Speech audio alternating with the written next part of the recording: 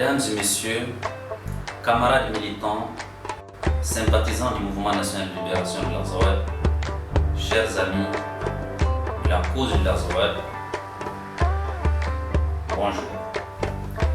Nous tenons, après la tenue du congrès du MNLA les 7, 8, 9, 10 et 11 avril 2016, à revenir vers vous pour vous tenir informés de l'évolution de notre lutte commune, mais également de ce qui en est sorti de ce congrès tant attendu par l'ensemble des femmes, des hommes et des jeunes de l'Azawad. Ce congrès était très attendu parce que, comme vous le savez, depuis le congrès de Tinzawaten, nous n'avons pas pu tenir un congrès suite à l'ensemble des contraintes que vous connaissez liées à l'évolution du processus politique, de négociations politiques et du temps que cela a pris. Donc, l'ensemble de ces éléments ne nous a pas permis de tenir le congrès à la date indiquée. Néanmoins, le congrès du MNLA s'est tenu dans de très bonnes conditions à Kidal, comme vous le savez, et a pu réunir plus de 5000 participants venus de l'ensemble des régions, des villages, des villes, fractions et même quartiers de l'Azawad.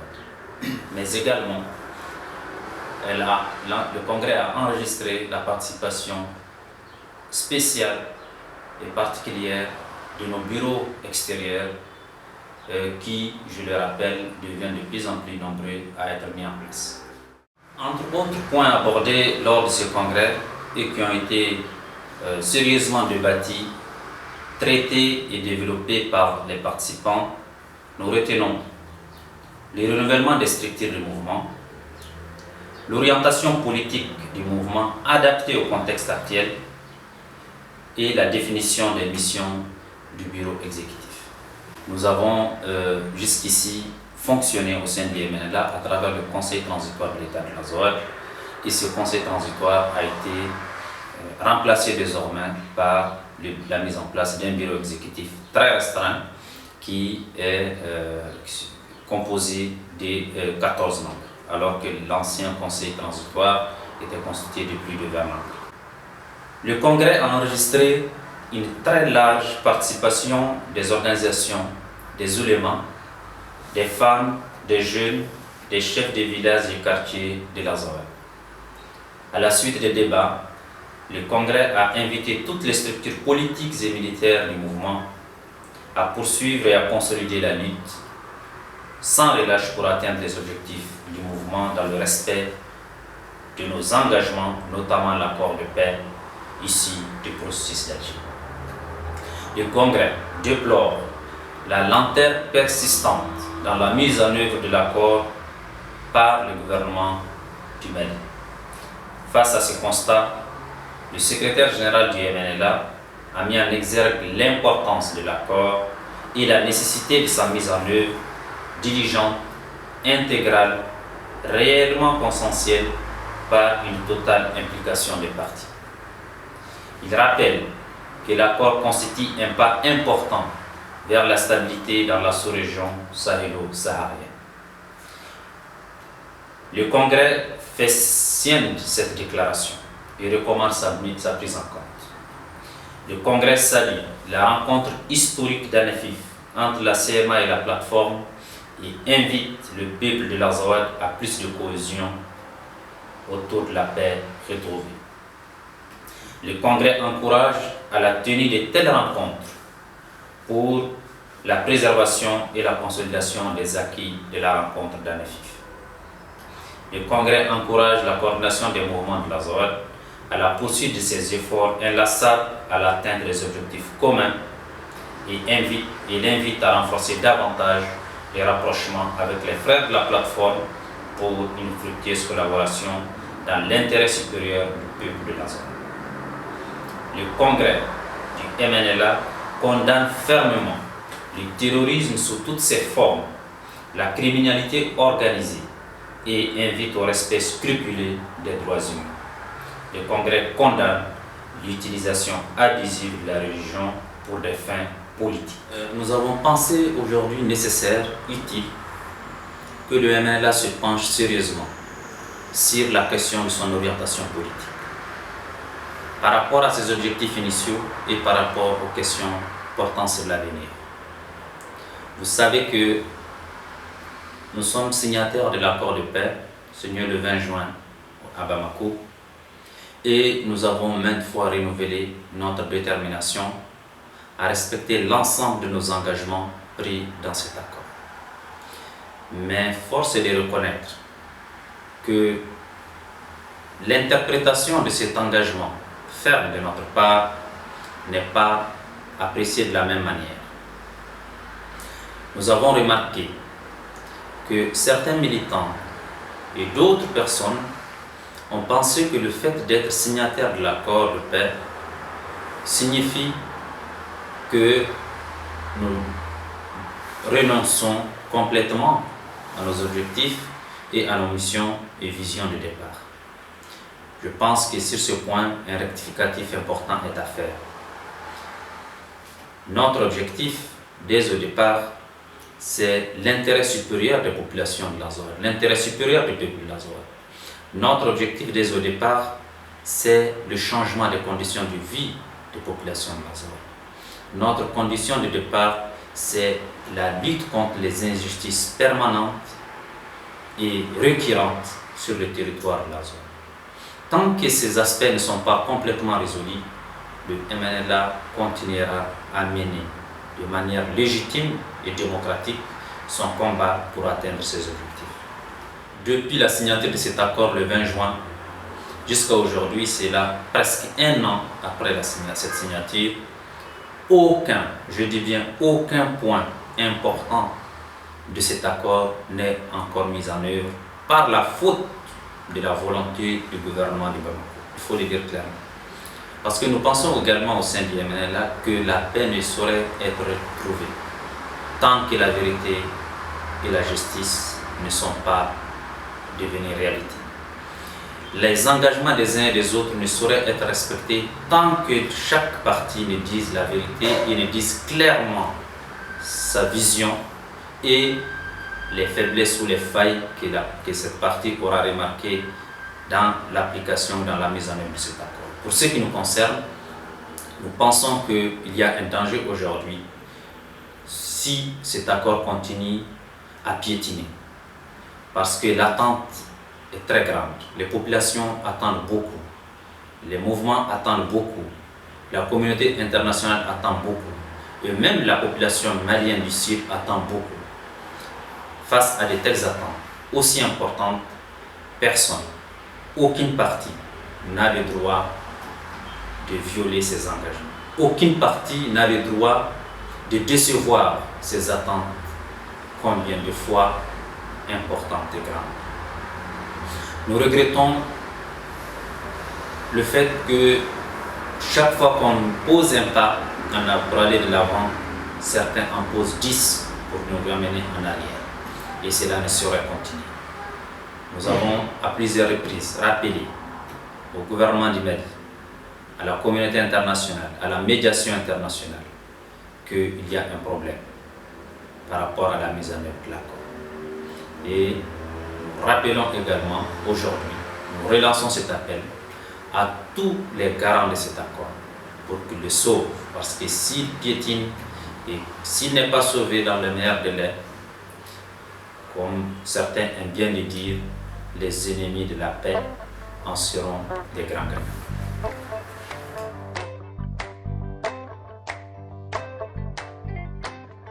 La question de la mise en œuvre de l'accord constitue aujourd'hui l'actualité la plus importante à nos yeux et aux yeux de l'ensemble des populations. Malheureusement, force est de reconnaître que un an, presque un an, jour pour jour après la signature de cet accord, aucun point important n'est encore réellement mis en œuvre dans cet accord. Entre autres, à titre d'exemple, l'accord prévoyait, juste après sa signature, la mise en œuvre de certains points importants pour la réalisation finale de l'accord. Donc ces points, entre autres, sont les mesures de confiance qui devraient se traduire par par une mise en place des autorités, des patrouilles mixtes de sécurité, l'opérationnalisation des sites de cantonnement, l'opérationnalisation du système appelé MOC, qui devrait intégrer également en son sein les représentants de toutes les parties au niveau militaire. Tous ces points ne sont pas encore effectifs. D'ailleurs, certains n'ont même pas encore démarré. Pour ce qui est des cantonnements, certains sites de cantonnement ont été acceptés et ont eu un semblant de démarrage qui est quotidiennement confronté à des blocages liés à des aspects logistiques et de prise en charge des combattants. Les patrouilles mixtes de sécurité qui allaient être l'aspect le plus important en termes de mesures de confiance et en termes même de sécurisation des populations sans distinction aucune, ces patrouilles mixtes n'ont même pas commencé à fonctionner. Le système, le MOC n'est pas encore opérationnel et déjà il y a même des débats, surtout provenant de la partie malienne, qui remettent en cause certains aspects pratiques du MOC. Donc autant de problèmes. Sur le plan politique, il est prévu que les autorités intérimaires devraient incessamment être mises en place et assurer la gestion administrative et politique des régions de l'Azawad. Et un décret a été signé, une loi a été présentée et votée à l'Assemblée, et normalement les jours suivants allait être le démarrage ou de la mise en place de ces autorités intérimaires. Encore une fois de plus, au dernier moment, le gouvernement du Mali s'est rétracté et a engagé un débat qui ne nous concerne absolument pas, parce que le débat qui a été engagé à Bamako, c'est un débat entre l'opposition politique malienne et la majorité politique malienne à travers des débats au niveau de l'Assemblée nationale et des requêtes au niveau de la Cour constitutionnelle. Cela ne nous engage pas et l'accord qui a été signé doit être indépendant des querelles politico-politiciennes entre opposition et majorité à Bamako. Il faut que cela soit clair. Et le gouvernement du Mali est entièrement responsable de ses engagements au sein de cet accord. Le gouvernement de Bamako sait qu'il a une opposition. Au moment où il signait cet accord, il doit assumer sa responsabilité entière et pleine pour ce qui est de sa part d'engagement dans cet accord. Donc nous déplorons le fait que ces autorités intérimaires ne sont pas encore effectives. Et nous pensons aussi que le retard dans la mise en place de ces autorités intérimaires constitue un grave danger pour la préservation de l'accord et la préservation de la paix.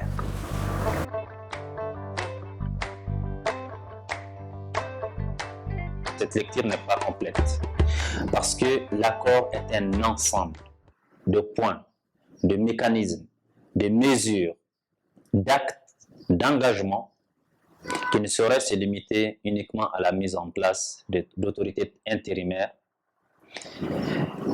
qui, comme leur nom l'indique, doivent couvrir essentiellement une période très restreinte dans le temps, c'est-à-dire une période au cours de laquelle l'administration dans ces régions sera assurée par des autorités qui remplaceront les autorités qui étaient là jusqu'ici et qui avaient été mises en place à travers le système politique malien de l'époque. Donc nous rappelons que l'accord ne se limite pas aux autorités intérimaires. L'accord prend en compte depuis les mesures de confiance jusqu'au patrouilles de sécurité, jusqu'au cantonnement, jusqu'au DDR, aux autorités intérimaires qui ensuite doivent céder la place, ces autorités intérimaires, à des autorités élues.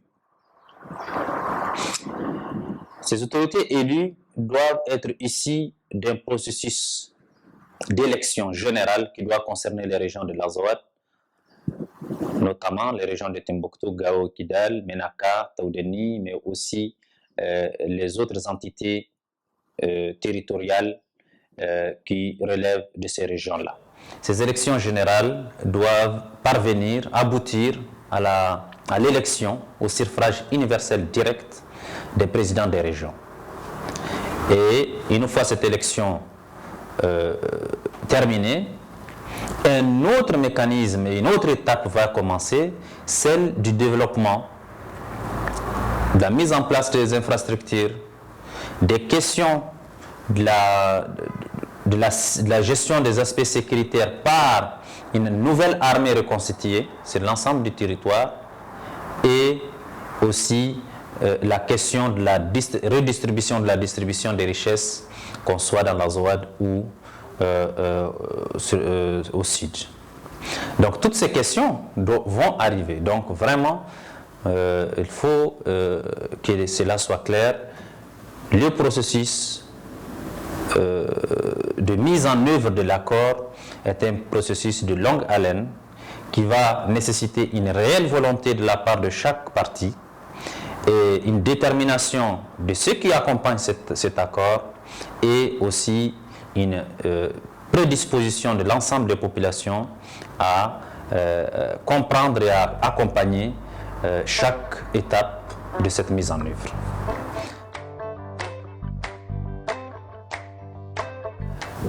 La lutte du Mouvement national de libération de la ZOAD, membre de la coordination des mouvements de la ZOAD, ne se limite pas seulement à la mise en œuvre de l'accord. Comme vous le savez, nous restons fidèles à nos engagements pris dans l'accord, mais également à nos engagements pris envers la communauté internationale pour ce qui concerne l'accord, la paix, la sécurité, la stabilité sur notre territoire. Mais les objectifs du MNLA aussi constituent, jusqu'à preuve du contraire, l'élément moteur de la vision, de la démarche du mouvement. Tant que l'accord n'est pas totalement, complètement et de manière palpable mis en œuvre et réalisé, le MNLA a le devoir envers lui-même et envers le peuple de la ZOAD d'être le garde-fou de l'application de l'accord, mais également d'être le représentant légitime et le défenseur des populations envers lesquelles il a pris cet engagement. Il est important de faire un petit rappel sur notre détermination à avancer dans cette coordination, à lui donner la forme adéquate et des partenariats adéquats aux enjeux du moment. La coordination du mouvement de la ZOAD pour le moment est constituée du MNLA, du HCIA et du MAA et de la CPA également. Cette coordination a pour but de faciliter la conjugaison des efforts de chacun de ces mouvements pour que ces efforts soient dans l'intérêt supérieur des populations de la ZOAD. Et à ce titre, nous comptons dans les prochains jours engager de nouvelles discussions pour donner une forme encore plus visible, voire même mettre en place des structures de la CMA pour permettre à cette coordination d'être plus active et lui permettre également d'avoir des facilités dans la préparation et la mise en œuvre des stratégies et des politiques communes.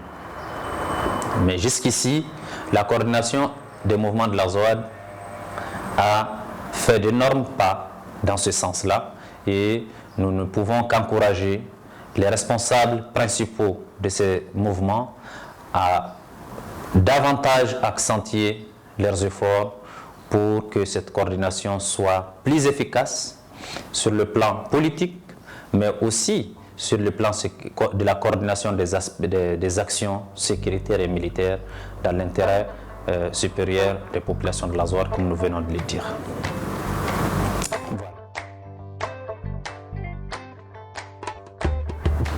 Nous ne souhaitons pas arriver à cette conclusion qui consiste à dire qu'il n'y a plus d'espoir à la mise en œuvre de l'accord. Mais, en tout état de cause, si jamais nous arrivons à cette conclusion, la coordination des mouvements de la ZOAD ne peut que se remettre à l'arbitrage de la communauté internationale, de la médiation internationale, pour juger par elle-même et prendre les décisions qui s'imposent dans ce cas de figure. Mais pour ce qui nous concerne, nous souhaitons sincèrement que chaque partie mette du sien pour que cet accord ne faiblisse d'aucune mauvaise foi ni d'aucune mauvaise volonté d'aucune partie.